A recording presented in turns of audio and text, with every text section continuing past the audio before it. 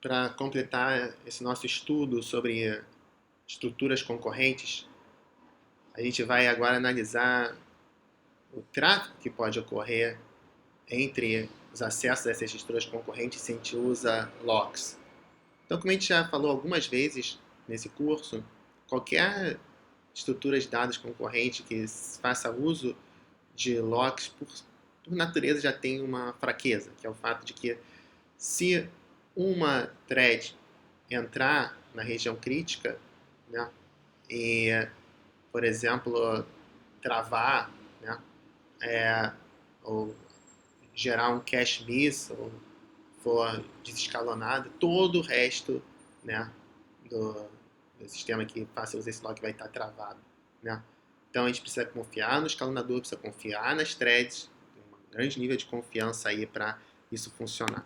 Então isso motiva o uso de soluções que sejam lock-free. Né? Então a ideia das soluções lock-free é que mesmo que uma thread trave, ainda assim, como as outras threads são lock-free, né, elas não fazem uso dos locks, elas podem evoluir por conta própria.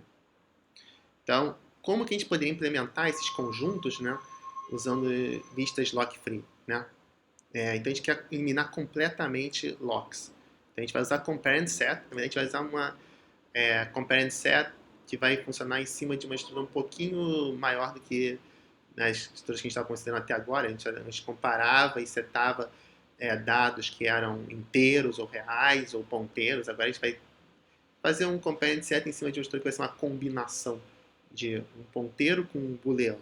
Nada diferente de um compare and set em termos da sua essência, né? Porque o compare and set pode estar em qualquer estrutura, mas em termos de implementação é um detalhezinho aí que a gente vai estar chamando a atenção. Né?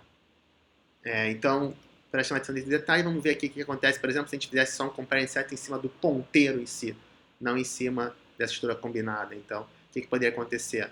Né? A gente vai percorrendo a lista, por exemplo, para remover, por exemplo, o nó C. Né? Então a gente poderia usar o compare and set para verificar que o ponteiro está correto, né? Então que o ponteiro de fato de B aponta para C, depois de ter feito lá, por exemplo, o nosso lazy synchronization. Então a gente vai de maneira simples percorrendo a lista, verifica o compare and set aqui, depois para verificar se o B ainda aponta para o C, aponta, beleza, removo o C e faço o ponteiro apontar para E. Tudo bem. Então, o problema que poderia acontecer, né? Se em paralelo a isso você também tivesse um compare and set do C, fazendo o C apontar para D, né? Então tanto o B quanto o C, tanto esse nó aqui quanto esse fizeram comparison set. Esse aqui fez o comparison set para ver se o próximo dele é C, então ele fez apontar para E. E esse aqui verificou, o próximo dele é o nó E, é o nó E. Então eu faço ele apontar para D e depois o D apontar para E. Qual o problema disso, né? O problema é que o D agora está no limbo, ele está num espaço negro, num buraco negro, né? E ele nunca mais vai ser acessível a partir do nó B ou a partir do head. Então, só o compare and set dos ponteiros em si não é suficiente. Você precisa fazer o compare and set tanto do ponteiro quanto do bit marked, né, da sua estrutura. Ou seja, você precisa fazer o compare and set em cima desse bundle, desse agregado que é o ponteiro mais o bit para indicar se aquele nó já foi removido ou não. É um detalhe, né? Na essência continua sendo um compare and set, mas a gente vai ver aqui que o Java tem até suporte para esse compare and set mais sofisticado. Né? Então o que vai funcionar aqui? A gente vai ter esse mark, bit and pointer are compare and set together. Então a gente vai ter esse atomic markable reference, né? Que é uma referência com um booleano que juntos podem ser de maneira atômica comparados e setados. Né? É uma conveniência que o Java provê, e a gente vai usar isso para implementar de maneira atômica a nossa lista. Okay? Então, como é que isso funciona?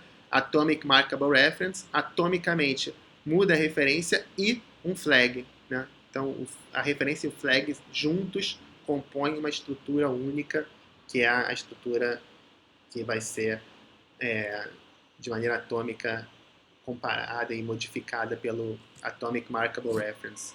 Então, a gente remove em 2 passos. Primeiro, seta o mark bit como nesse campo do next, né? Depois redireciona o predecessor para o ponteiro para o seguinte, né? Então, vamos ver como é que isso aqui funciona, né? Então, cada Atomic Markable Reference Class, né, faz parte desse Java Util Concurrent Atomic Package, né? Então você tem tanto um endereço quanto um mark bit, né? Então tem tanto um ponteiro quanto um marcador, né?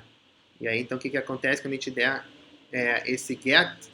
Como é que funciona o get em cima desse objeto que é esse combinado de ponteiro com booleano? Ele retorna 2 coisas, retorna a referência para o objeto em si e também retorna aqui na posição 0 desse vetor mark se ele está marcado ou não, ok? Então, esse daqui também é um retorno do get, ok? Então, o get retorna as 2 coisas. Então, embora que pareça que isso aqui é um parâmetro de entrada, na verdade ele é uma saída do get, esse mark, ok? Então, o get retorna uma referência e também no índice 0 desse mark retorna se está marcada ou não, se aquela referência está marcada ou não. Então, isMarked só diz se está marcado ou não, um booleano. E aí, para mudar o estado, o que a gente faz chama-se compare and set, né? Mas agora o compare and set, antes ele recebia só 2 parâmetros, agora ele recebe 4 parâmetros, que é o expected reference, update reference, expected mark e updated mark. Então a gente tem esses 2 parâmetros extras que são expected mark e update mark, ok? Claro, se antes só tinha 2, que era o expected reference e update reference, que é o valor esperado e o valor a ser atualizado, tem não só a referência como também esse marcador. Então, se o que tem a referência atual é o que era esperado, a gente atualiza. E se o marcador era o que está sendo esperado, a gente atualiza o marcador. Então, o que acontece? Só vai fazer as modificações se a referência era esperada e o marcador era o valor esperado. E aí, nesse caso, vai fazer as 2 coisas atômicas. Setar para o novo valor da referência e o novo valor do marcador. E aqui é uma tentativa de marcar, né? É só uma outra função aqui que tem na referência for o esperado, a gente atualiza o marcador para um novo valor. E aí agora, pronto, se a gente faz esse compare and set, por exemplo, do B para remover o C, né? O compare and set, como a gente falou, poderia dar problema se fosse compare and set padrão, né? Mas, por aquele motivo que a gente falou antes, poderia falhar, né? Porque se a gente, por exemplo, tenta remover o A, tenta remover o B, né? E o C ao mesmo tempo poderia dar problema, né? Exatamente a situação que a gente tinha falado antes, né?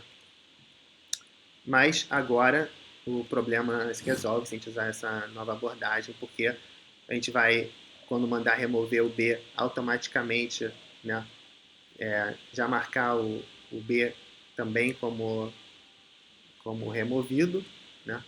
E aí, pronto, quando mandar remover o C, ele vai também sumir, né? Então, o que a gente faz quando a gente precisa atravessar, quando a gente precisa logicamente remover um nó da lista? Quando a gente está atravessando a lista, a gente vai também automaticamente completar o trabalho de remover os nós que vêm sendo marcados como removidos, ok? Então, quem estiver atravessando a lista também pode ir terminando o trabalho de fisicamente remover os nós da lista. Então, por exemplo, aqui nesse caso, vamos ver aqui essa animação. Então, a gente tem aqui o nome P marcado como tendo sido apagado. Então, a thread verde, quando está atravessando a lista, ela percebe, vai perceber aqui, opa, nó B está marcado como apagado, então ela vai dar uma ajudinha, né? E vai fazer o quê? Vai fazer o A apontar para o C. Tudo bem? Então, os nós, na medida em que vão passando pela classe, vão atravessando, os objetos também vão atualizando. Então, para isso, a gente tem essa classe auxiliar, window, que o que ela faz? Ela aproveita essas oportunidades para ir atualizando as estruturas na medida necessária. Ok? Então, tem os métodos find, né? Então, ela tem o nó predecessor, o nó corrente, né? Então, o método find retorna uma janela, né? Extrai o predecessor e o nó corrente. E como é que funciona o método find, né? Você verifica se o item não está na lista, né? Então, você vai verificar que a corrente eventualmente vai ser igual a nulo, senão o nó corrente vai apontar para o item que você está procurando. E aí, remover, como é que funciona a remoção? Você vai ficar tentando, você vai ficar tentando remover aqui, né? Então, essa tentativa de remover vai ser da seguinte forma. Você vai procurar os vizinhos, né? Então, vai procurar o predecessor e o corrente, dois nós vizinhos, né? Que vão estar andando de mãos juntas. E aí, você verifica se a chave do nó corrente é igual à chave que você está procurando. Se for diferente, né? Ou seja, se o find não conseguiu encontrar aquela chave, você vai retornar falso. Se não, o que você vai fazer? Né? Você vai tentar marcar aquele nó como sendo um nó a ser deletado. Então, essa marcação vai acontecer em duas etapas. Né? E o que a gente vai fazer? O sucessor vai ser a referência, né? Seguinte ao nó corrente. Esse é o sucessor do nó corrente. E, além disso, a gente vai tentar marcar, né, quem?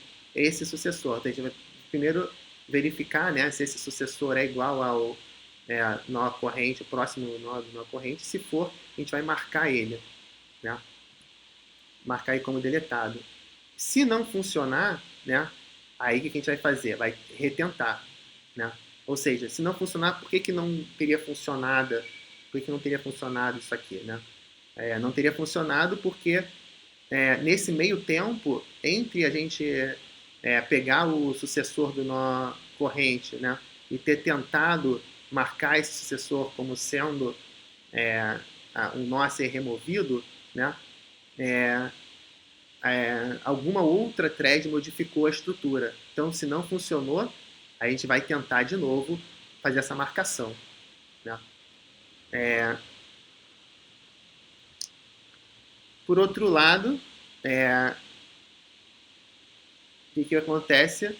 A gente vai fazer uma tentativa aqui, né? Uma tentativa de também não só marcar, como remover fisicamente aquele nó que foi marcado como removido. E aqui a gente vai fazer só uma tentativa.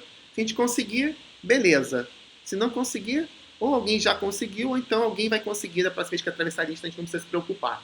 Então aqui é só uma tentativazinha, que a gente faz essa tentativa, a gente verifica se o predecessor, né, o seguinte do predecessor continua sendo nó corrente, se for, troca ele pelo seu sucessor, ou seja, efetivamente, fisicamente removeu aquele nó, e além disso também verifica se o nó corrente não foi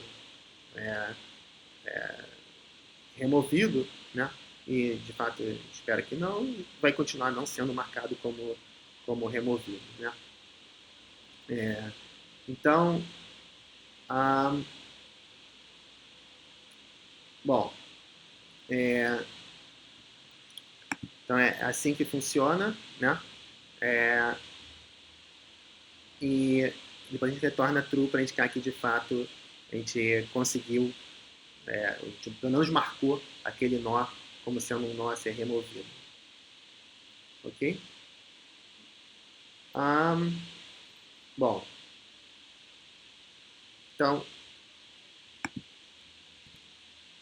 para adicionar a ideia parecida, a gente verifica se o item já estava na lista. Se já estava, não vai adicionar. Se não estava, o que a gente faz? Cria um novo nó e marca esse novo nó como sendo um nó que não foi removido. Então, adiciona o nó e marca o marcador de removido como sendo falso, né? E instala o novo nó, né? Então, a gente verifica se pode instalar esse novo nó, verifica se o nó corrente é o sucessor do predecessor, né? E aí a gente então acrescenta, se teve sucesso, retorna true, se não, volta ali para aquele while true para tentar inserir de novo.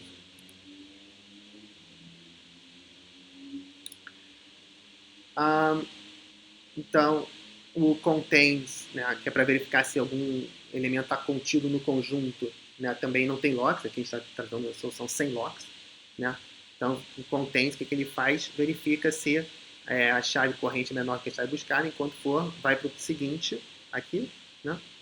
E até que finalmente no contains que a gente também verifica se está marcado ou não, né? Verifica se aquele nó já foi marcado ou não, porque se tivesse sido marcado, significa que já foi removido. Então, mesmo que a gente tenha encontrado aquele nó na lista, a gente vai ter que retornar falso, dizendo que não contém, que a lista não contém aquele nó, né? Então, de novo, lembrando que aqui parece que esse mark é um argumento de entrada de leitura do get, mas não, o get seta esse mark 0 como sendo true se tivesse sido removido.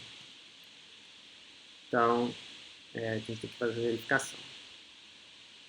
E aqui tem o find, né?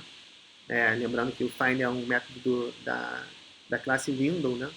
Então, o que o find faz? Ele verifica, né, se aquele elemento está contido, mas enquanto isso, também vai fisicamente removendo os nós da lista na medida que isso for possível, né? Então, ele pega uma referência e aí o que ele faz? A gente verifica se mark 0, ou seja, se está marcado para remover, ele remove, se não, vai para o próximo elemento da lista, assim por diante. Então, pega uma referência para o sucessor, tenta remover, então a gente vai ver esse código de remoção em seguida, se não, retorna ao predecessor e uma corrente.